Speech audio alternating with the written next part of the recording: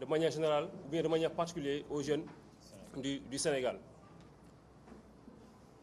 Vu le contexte dans lequel nous sommes, tout le monde ne cesse de demander où est la coalition Sonko précisément, Sonko président, précisément où sont les jeunes de la coalition de Sonko président. D'emblée, nous tenons à remercier ces derniers, à savoir les jeunes, les remercier, mais aussi les féliciter et les encourager. Grâce à eux, on peut dire que c'est cette année qu'on a pu assister à une participation massive des jeunes du Sénégal à des élections, précisément à des élections présidentielles. Grâce à ces jeunes, aujourd'hui, le projet de Pastef les Patriotes, le programme Jotna de la coalition Sonko président est devenu une réalité car ça a été défendu sur l'ensemble du territoire national par tout un chacun parmi vous. Grâce à ces jeunes à qui on n'a donné aucun franc, grâce à ces jeunes qui n'ont comme arme le don de soi pour la patrie, grâce à ces jeunes qui, pour aller battre campagne, achètent des t-shirts, des Lacoste à 3 000, à 5 000 francs, grâce à ces jeunes, aujourd'hui, la coalition Sonko président est devenue une réalité, voire la toute première force politique du Sénégal, de toute la nation. Nous les remercions, nous les encourageons, nous les félicitons. Et oui, c'est une jeunesse mature, une jeunesse intellectuelle, une jeunesse qui préfère, au lieu de sortir, barricader, saccager, crier, hurler, nous préférons travailler en interne, avoir des choses solides, bien solides, sur quoi nous baser pour parler, ou bien pour sortir, ou bien pour poser un acte, quel que ce soit. Nous nous désolons de la situation politique actuelle, voire même la manière dont les élections sont déroulées. L'élection a été biaisée sur toute la ligne. Ça, tout le monde le sait.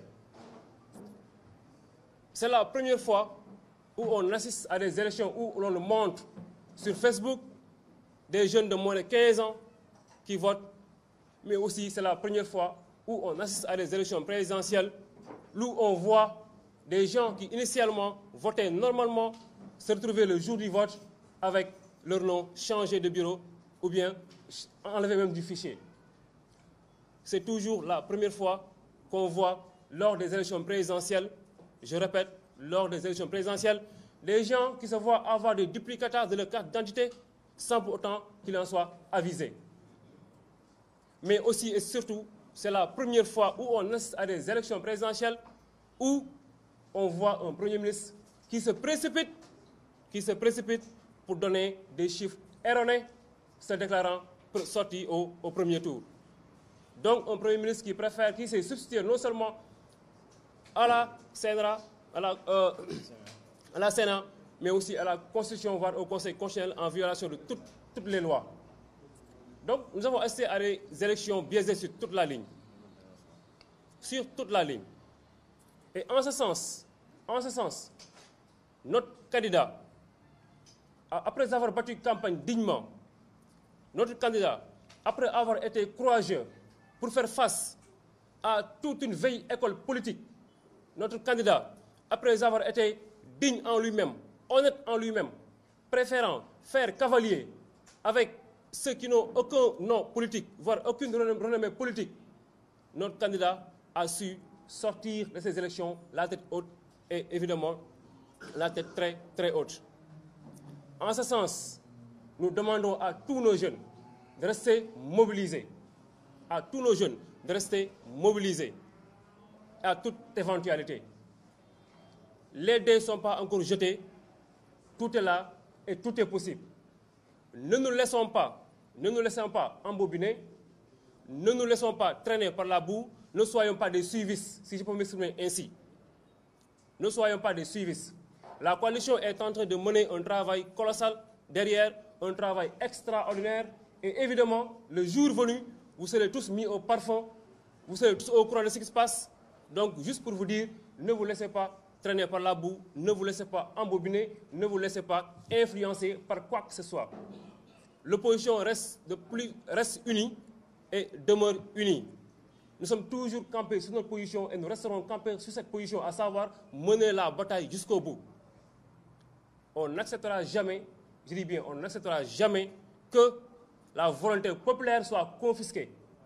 Et comme l'a tant répété notre candidat Ousmane Sonko, le président Ousmane Sonko, si tout se passe dans les règles de l'art, nous, la coalition Sonko président, nous allons évidemment donner la main et féliciter le vainqueur.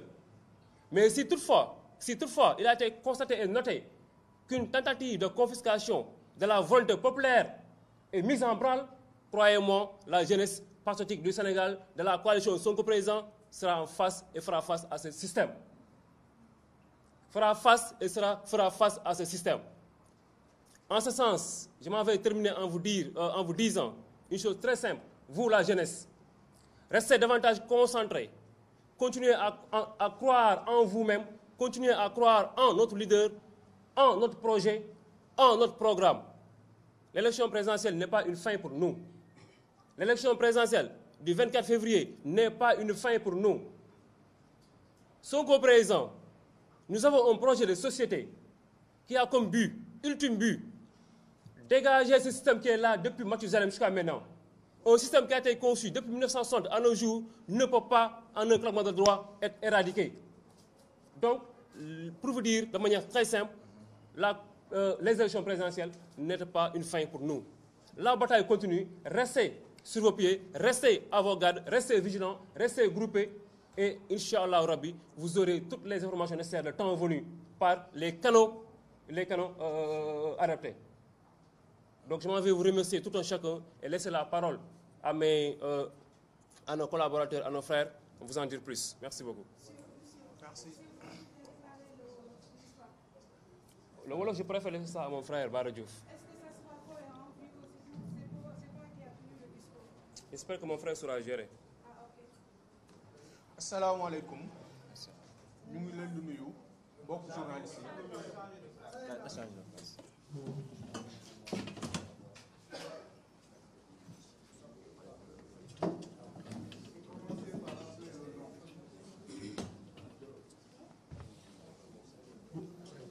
asalaamaaleykum wa rahmatullah ñu ngi leen di nuyu mbokk journaliste yi di leen gërëm ci teewaay bi ngeen teew ci suñu daje tey bi man maa ngi tudd Bara Diouf man maay coordonnateur des jeunes de la coalition Sonko président suñu waxtaanu tey bi li ko tax a jóg mooy tout simplement gannaaw bu élection présidentielle bi jàllee dañ ne woon tey dañuy waxtaan en tant que ñun ndaw yi nga xamante ne ñoo ànd ak le président Ousmane Sonko accompagné ko depuis ay années accompagné ko ci biir campagne électorale bi ba ñu am résultat yi nga xamante ne moom la ñu am ñu ne woon tey dinañ ñëw taxaw jaajëfal njukkeel sénégalais yi ci participation bi ñu participer ci élection yi mais surtout jaajëfal njukkeel jeunes yi nga xamante ne seen participation rëy na trop accompagnement bi ñu accompagner président Ousmane Sonko ñëpp gis nañ ko ba tey jii président Ousmane Sonko bu élection yi génnee ñëpp xam nañ ne c'est l'une des plus grandes forces politiques de ce pays que président Ousmane Sonko nekkatul léegi rek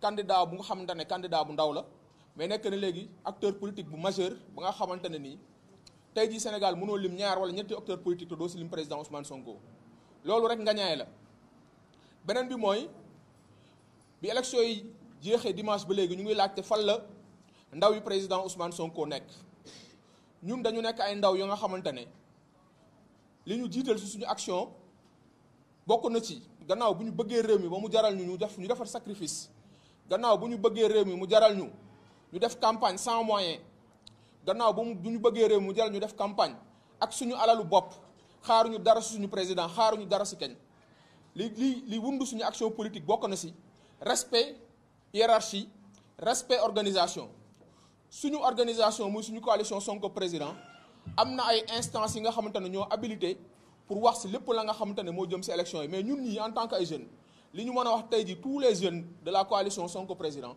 di ko wax tous les jeunes du Sénégal mooy ne élection présidentielle bi jeexagul processus bi mu ngi jaar yoon jeexul na ñëpp resté mobilisé na ñëpp resté toog xaar ndigal li nga xamante ne nii moo nar a jóge si kilifa yi suñuy kilifa coalition muy le président Ousmane Sonko ak la conférence des leaders ñu xaar leen digal yi ñuy jox bu boobaa ñun jeunes yi dinañ ko respecté parce que lii nga xamante ne mooy dëgg te du yoon te ñëpp xam ko mooy processus électoral bi depuis le début Macky Sall ak ñi mu àndal dañ koo biaisé depuis le début Macky Sall ak ñi mu àndal dañ koo saboté depuis le début Macky Sall ak ñi mu àndal fexe nañ pexe gu ñu mën pexe pour bañ Sénégalais yi voté si jàmm tey jii gis nañ ay milliers de Sénégalais yi nga xam te mujjuñu voté parce que seen lieu de vote dañ koo changé te ñoom laajuñu ko bari na ay Sénégalais yi nga xamante ne tey jii mënuñoo voté parce que tey jii amuñu seen i carte d'identité malgré loolu ñu def yëpp peuple sénégalais yi génn na si jàmm ak taraanga si njàkk ak dal génn dem voté ji le 24 février ba ñu gis li nga xamante ne moom lañ ci gis li ñuy wax tey jeunesse bi yëpp mooy ñu toog ak dal waaye toog aussi ak fulla ak fayda mobiliser wu xaar li nga xamante ne mooy instruction yi nar a jóge si suñu président instruction yooyu bu boobaa incha allah dinañ ko doxal parce que li ñu gëm ko mooy élection yi bu jaaree yoon comme ni ko suñu président waxee bu lépp jaaree si yoon comme ni ko suñu président waxee kii gagné dinañ ko félicité waaye ku nar a foqati élection yi ñun jeunesse yi nga koy amal affaire ku nar a foqate volonté sénégalais yi ñun jeunes yi ñoo koy amal affaire te Sénégal jaral nañu lépp Sénégal parce que Sénégal moo sut ñëpp démocratie Sénégal moo mag ñëpp jàmm Sénégal moo sut ñëpp te jaral nañu lépp te dinañ def lépp lu nga xam ne mën nañ ko ak lépp lu ñu mënul pour li nga xamante ne volonté sénégalais la ñu respecté ko li si des mooy ñu remercier jeunesse bi remercier leen si seen mobilisation remercier leen si seen abnégation remercier leen si seen taxawaay remercier leen si effort yi ñu def di leen ñaan ñu taxaw continuer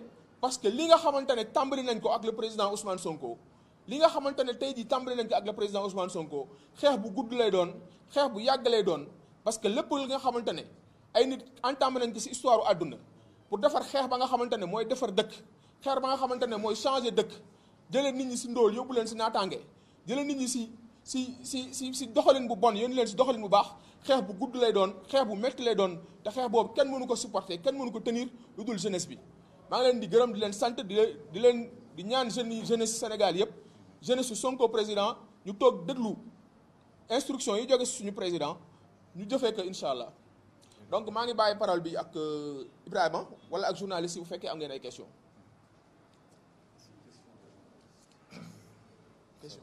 On va aux questions directement. Bon, on va prendre quelques questions, 3-4 questions. Après, on va faire des ITV.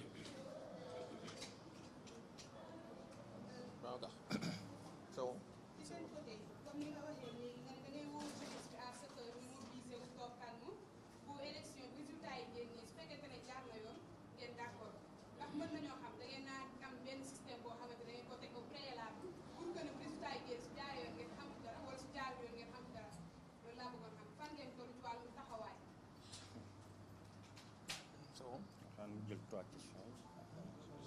Beneen question. Moi, je suis Ousmane Tounkara de Espace TV Guinée. Je voudrais un peu vous poser la question de savoir, aujourd'hui, c'est quoi le vrai sentiment de votre parti, de votre coalition vis-à-vis de la presse? Parce qu'on a vu la sortie médiatique qui a été faite par le président de la coalition. Est-ce que ça n'envisage pas une certaine volonté de museler la presse quand il sera au pouvoir? Une dernière question.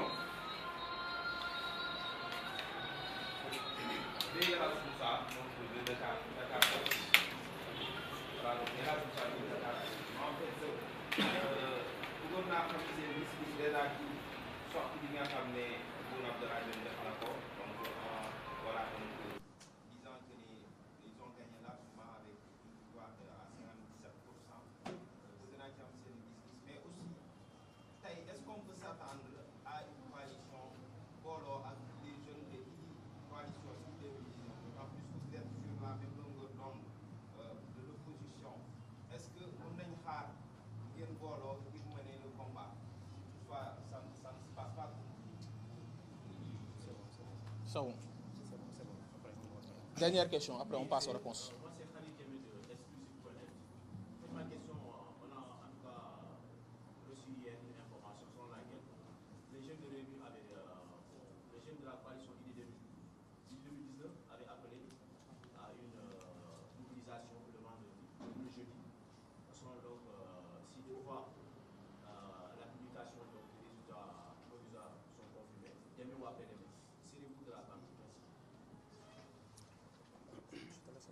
professeur bon Thion.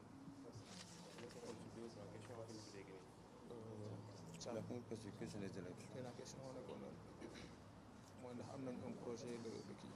La première question des élections. Prochaine élection am nañ kii ndax am nañ un programme. D'accord. La deuxième question c'était. Rappelez-moi cette question bi. Cette question bi lan ci lan ngeen sukkandiku pour mën a wax ne résultat yi fiable na oui ou non. Ok.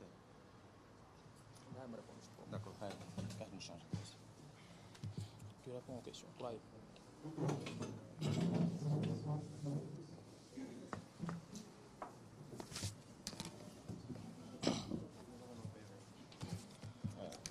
Salaamaaleykum mbokk journalistes yi man la Ibrahima Thiam membre des jeunes de la coalition Sonko président vice-coordinateur en même temps tamit man maa jiite ndawu Pastef bu parti Pastef les Patriotes. Jërëjëf si sa question bi mooy si yenn aspect la ñuy mën a basé wu pour démontrer la fiabilité des résultats. Lu yomb la parce que ñun parti politique bu organisé leen depuis suñu création ba léegi juróomi at. tey suñu gisee résultat parrainage yi wane na ko parce que liggéey bu sérieux lañ si def ba tey parti bi tey am lu mu am si coalition élection yi liggéey bi commencé nañ ko depuis dimanche si guddi di collecter suñu PV suñu différents mandataires duñu envoyé ba tax loolu jox nañu tey possibilité ñu suivre résultat de très près par rapport à leur fiabilité ni si liggéey on a les PV te am nañ tamit équipe boo xam ne ni ngi liggéey ak ñoom ay informaticiens yoo xam ne xarañ nañ si ba tax tey résultat bi lépp lu mu war a joxe si wàllum sell ñun déjà am nañ ko donc pour répondre si sa question bi. Deuxième bi def naa Ousmane Tounkara moo ko posé par rapport à la position de la coalition vis-à-vis de la presse. Je crois suñu président Ousmane Sonko ku ko yàgg dégg si ay discours am musul am problème ak la presse. D'accord. Donc pour la deuxième question de Ousmane, je crois Tounkara. Par rapport à l'Espace TV, par rapport au lien qui existe entre Ousmane Sonko et la presse, je crois que c'est un lien positif. D'autant plus que le président Ousmane Sonko entretient de bons rapports avec la presse sénégalaise et même la presse internationale. Il n'a jamais eu de problème à leur égard. Maintenant, nous sommes en politique. Il y a beaucoup surtout les camps du pouvoir, ils essayent toujours de diaboliser notre candidat vis-à-vis de la presse sénégalaise. Mais je vous assure que Ousmane Sonko n'a jamais eu de problème avec la presse locale et internationale. Il a de bonnes relations avec eux.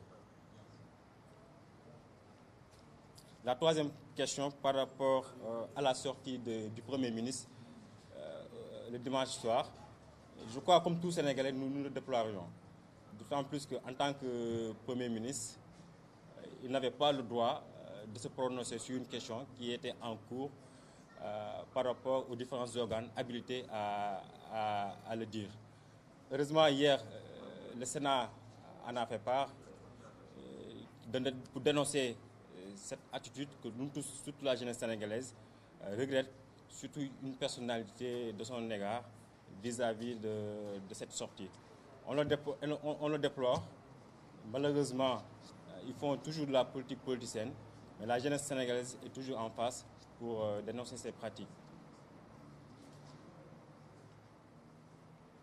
L'autre question par rapport aux jeunes de la coalition IDI 2019, il paraît qu'il y a une éventuelle peut-être appel à la marche qu'ils organisent. Nous, actuellement, nous ne sommes pas saisis de manière officielle, mais comme a dit mes collaborateurs tantôt, nous, la jeunesse patriotique, nous sommes une jeunesse responsable. Tout acte que nous posons, nous le mesurons des conséquences qui peuvent un peu affecter la stabilité du pays. Nous sommes dans un combat, ils l'ont rappelé tout à l'heure, les résultats sont en cours de traitement. Quel que soit l'issue des résultats, si on juge que les résultats sont déroulés dans les règles de l'art, on va appeler, le président Ousmane Sonko va appeler le vainqueur et les féliciter. Mais si on sent qu'il y a une confiscation du voix des Sénégalais, nous aussi, la jeunesse patriotique, nous ferons face par rapport à cette confiscation du pouvoir et de la volonté populaire. Pour la dernière question également, je crois que c'est la même chose à Khalil. Les jeunes qui appellent à mobiliser après les élections, Je crois que j'ai répondu à cela. Nous suivons de très près tout le travail qui est en train d'être fait. Maintenant, on attend la décision finale du Sénat pour se prononcer des différentes activités que nous aurons à poser dans le futur. Je crois que j'ai répondu aux 4 questions.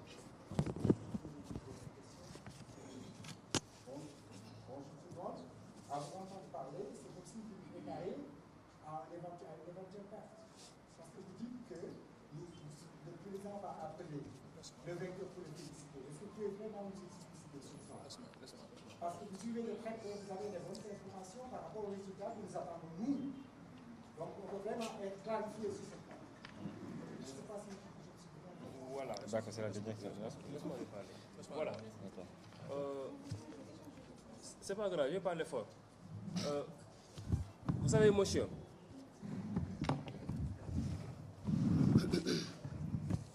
voilà, je pense que être là à dire que nous nous attendons à une éventuelle défaite serait ne pas comprendre ou bien serait ne pas saisir l'idéologie de PASTEF, serait ne pas saisir même qui est le candidat Ousmane Sonko. Je pense que si réellement nous étions prêts ou bien nous sommes en train de nous préparer à une éventuelle défaite, tel ne serait pas notre discours. Il a répondu à la question de la même manière qu'elle a été posée, à savoir, êtes-vous prêt, je pense, à aller faire une marche une fois que les résultats tombent? Je vais repréciser même la réponse, voire même la question. Je l'ai dit tantôt en français. Inch'Allah Rabbi, d'abord nous avons tous nos PV. Nous avons des scientifiques qui sont en train de s'y atteler depuis dimanche à nos jours. Si toutefois les résultats tombent, on sera en mesure de savoir si la volonté populaire va être confisquée ou pas. Mais en tant que démocrate, on dit bien en tant que démocrate, le jour où les résultats tomberont, si par malheur Dieu fait que nous soyons perdants, le vainqueur sera félicité en tout démocrate. Cela ne veut pas dire que nous allons être perdants. Mais aussi, si toutefois on sent nettement que la volonté populaire va être confisquée, on va constituer le bouclier face à ce système, à ce régime. Et en ce sens, pour un peu préciser la question de notre frère, est-ce que nous allons nous allier à nos frères de Idriss Seck? La chose est très simple. Nous sommes là pour la démocratie du Sénégal, nous sommes là pour la liberté d'opinion, la liberté d'expression du Sénégal. Si on sent que notre volonté au niveau des urnes va être confisquée, on n'attendra ni Idriss Seck, on n'attendra ni personne pour sortir et faire face à ce régime. Merci. Personne. Je crois que c'est bon.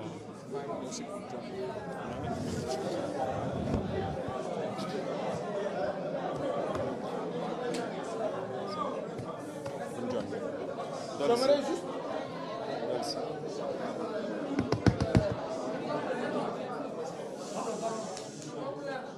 J'aimerais juste apporter une dernière précision.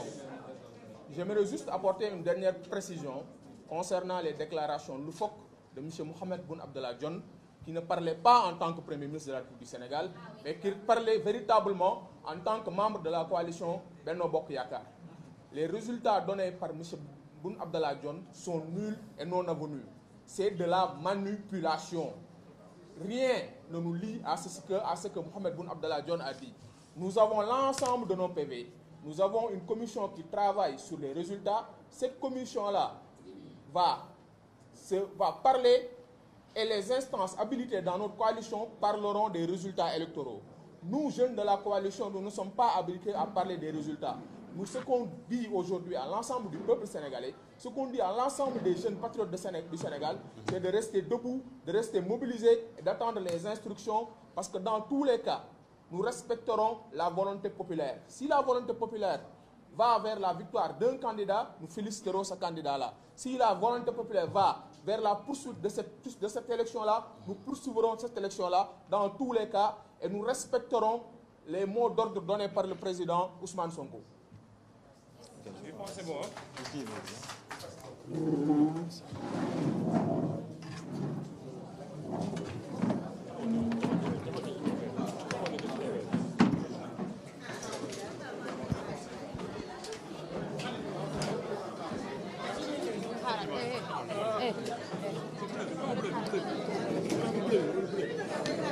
Hey.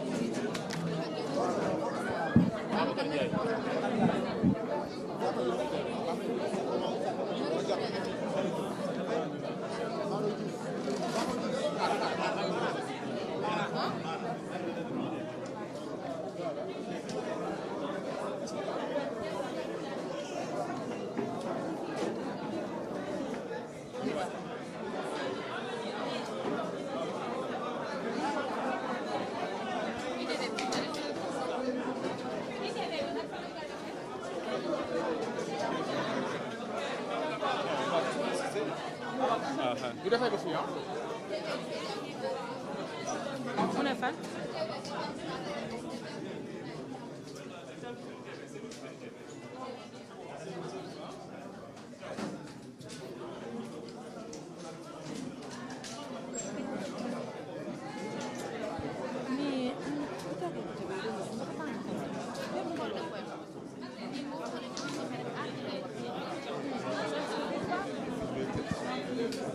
xaar leen ñu jiitu xaar leen.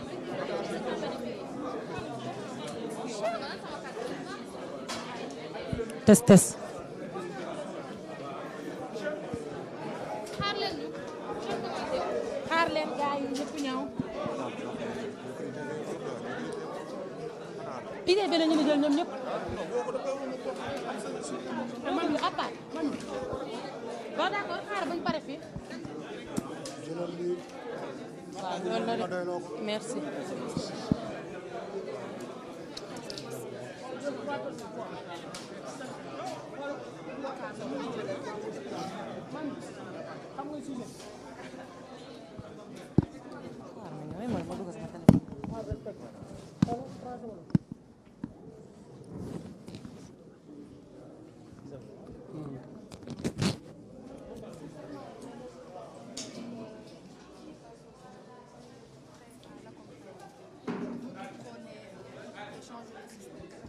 Merci de la question. C'est Ibrahima Thiam, coordonnateur adjoint des jeunes de la coalition Sonko Président, en même temps coordonnateur national de la jeunesse patriotique du Sénégal. Par rapport à votre question sur une éventualité second tour, si Idy devancé, je crois que nous avons répondu au cours du point de presse. Nous suivons les résultats de très près. Et on a nos PV, on a le traitement des données. Toute décision qui va se tomber, nous saurons si c'est vrai ou si c'est faux. Par rapport à votre question, je crois si ça se reproduisait le cas, Idy passe au deuxième tour. Je crois la direction de la coalition, le directoire, va étudier la situation, si on va avec Idy ou pas. Mais peut-être cette question sera traitée au moment venu. Le but, c'est de parler aux jeunes Sénégalais, déjà de les féliciter de leur engagement qu'ils ont démontré au courant de cette élection. Peut-être, si je ne me trompe pas, c'est une première dans l'histoire, vu le taux de participation à l'élection au premier tour. C'était juste pour leur féliciter de leur travail et de leur engagement. Parce que, comme j'ai l'habitude de le dire, Pastef a donné de l'espoir au peuple sénégalais, surtout sa jeunesse sénégalaise, vu le comportement des politiciens qui, depuis presque 1960, le système, comme on dit, faisaient toujours des défaillances par rapport à la politique de la jeunesse. Maintenant, la jeunesse a tout compris ça. Donc, et vraiment, ce point de presse, c'était l'un des objectifs pour remercier les jeunes, les mobiliser davantage. Parce que, comme on a l'habitude de dire, seule la lutte libère. Et le combat, il doit être porté par la jeunesse sénégalaise, surtout la jeunesse patriotique du Sénégal. Je l'ai dit tantôt, on suit de très près les résultats. Si on juge que Macky passe au premier tour, en respectant les règles de l'art, parce que nous aussi, nous avons les données, alors on va l'appeler pour le féliciter. Et si on voit le contraire, une confiscation du vote du peuple, nous ferons face par rapport au combat que nous allons mener sur le terrain. Vous avez vos données bien, comme le Premier ministre de la République, estimé que le président Macky Sall va passer on constate qu'il y a une guerre. Non, c'est normal parce que eux, peut-être, ils ont peur. Ils ont peur d'avancer des chiffres, peut-être à 3 heures de temps après la fermeture des urnes. On ne peut pas comprendre un Premier ministre, un directeur de campagne, avancer des chiffres qui sont tellement fausse. Heureusement, les organes habilités à se prononcer l'ont un peu recadré et dénoncé ces genres d'attitudes que nous aussi, la jeunesse sénégalaise, nous regrettons vraiment.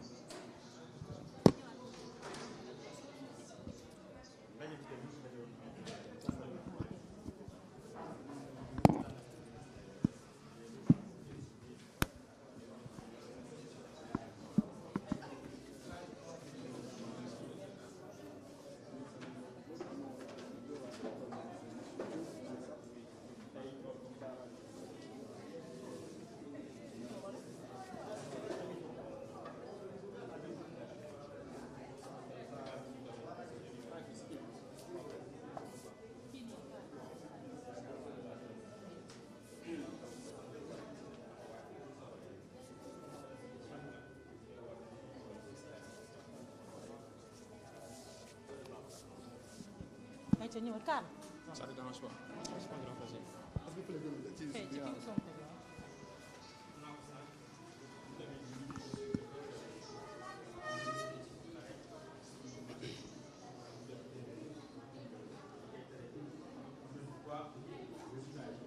C'est bon. su ma waxee da ngay présenter gis nañu premier ministre soir de l'élection mu def benn prononciation wax que ne président gagné na ci 57%. Yéen bi ngeen déggee boobaak léegi gisuñu ngeen réagir si ngeen def si dara parce que dafa da ngeen amul chiffre exact bu président wala yéen da ngeen amul seen i PV yuy wane ne que président eggul foofu noonu ñu bëggoon nga leeral ñu loolu. Bon, salaamaaleykum maa ngi tudd Babacar Ndiaye donc je suis man maay vice coordonnateur ndaw yi Pastef fii.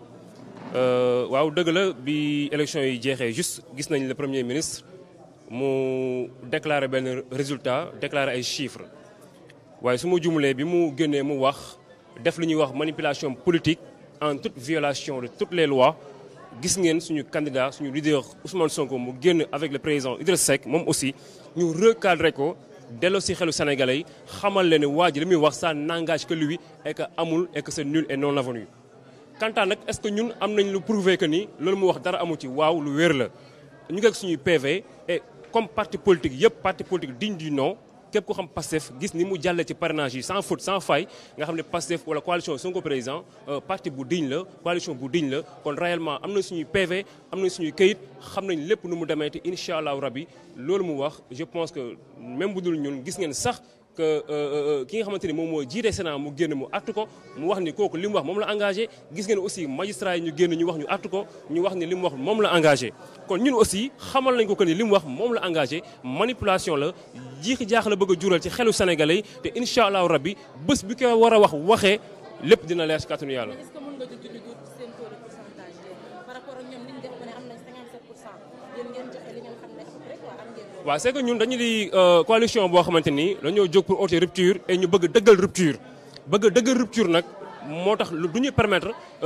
ñuy gën di avancer ay pourcentage di avancer ay résultats à la place du Sénat ou à la place du Conseil constitutionnel moom def na ko ñu artu ko delloosi ko kon ñun duñ ci jaar et ñun suñu biir coalition am nañ ay organes yoo xamante ni ñoom ñoo habilité pour porter ce discours pour porter cette information à l'attention des Sénégalais te incha allah rabi le jour ji dinañ ko def.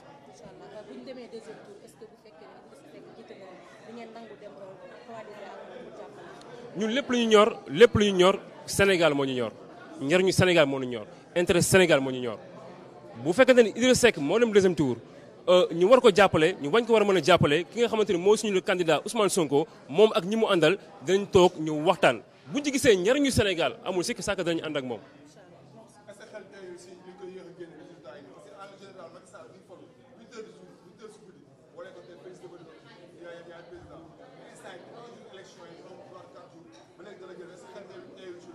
élection yi xel commencé na tey bien avant élection yi xel commencé na tey bi ñu commencé dégg ay nit yu ñuy defal duplicata sans pour autant ñu laaj leen seen avis xel yàgg na tey bi ñu déggee ni refonte fichier bi am na te jaarul ci procédure légale yi mu war a jaar xel commencé na tey yàgg na bi jour élection yi bi ñu gisee nit ñëw taxaw ci bureau de vote am ñu ne ko nekkatoo fi yaa ngi feneen sans ñu tàgg ko xel tey na yàgg na tey durant tout le processus